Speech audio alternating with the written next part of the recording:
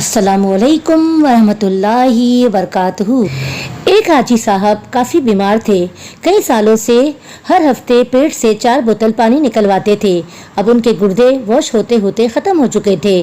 ایک وقت میں آدھا سلائس ان کی غذا تھی، سانس لینے میں بھی بہت دشواری کا سامنا تھا۔ نکاحت اتنی کے بغیر سہارے کے حاجت کے لیے نہ جا سکتے تھے۔ ایک دن چودھری صاحب ان کے ہاں تشریف لے گئے تو انہیں سہارے کے بغیر چلتے دیکھا تو بہت حیران ہوئے۔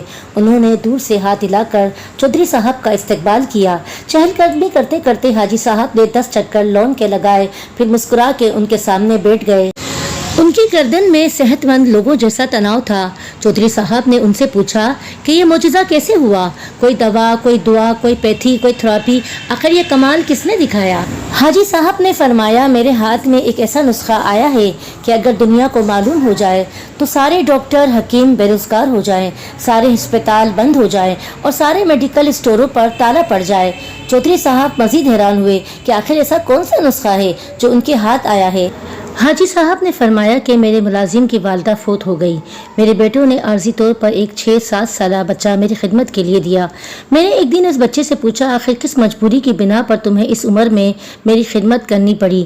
بچہ پہلے تو خاموش رہا، پھر سسکیاں بھر کر بولا، ایک دن میں گھر سے باہر تھا، میری امی ابو بھائی بہن سب سیلاب میں بہہ گئے، میرے مال مویشی ڈھور ڈنگر زمین پر رشتہ داروں نے قبضہ کر لیا، اب دنیا میں میرا کوئی نہیں، اب 2 وقت کی روٹی اور کپڑوں کے عوض آپ کی خدمت پر مامور ہوں۔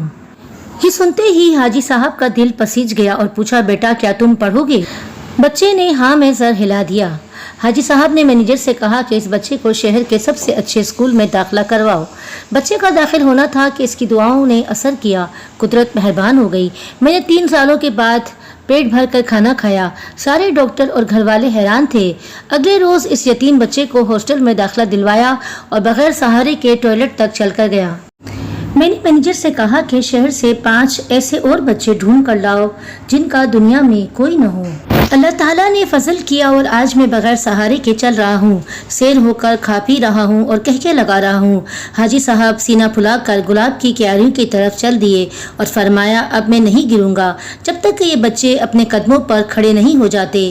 حاجی صاحب گلاب کی کیاریوں کے قریب رک گئے اور ایک عجیب فکرہ زبان پر لائے، قدرت یتیموں کو سایہ دینے والے درختوں کے سائے لمبے کر دیا کرتا ہے۔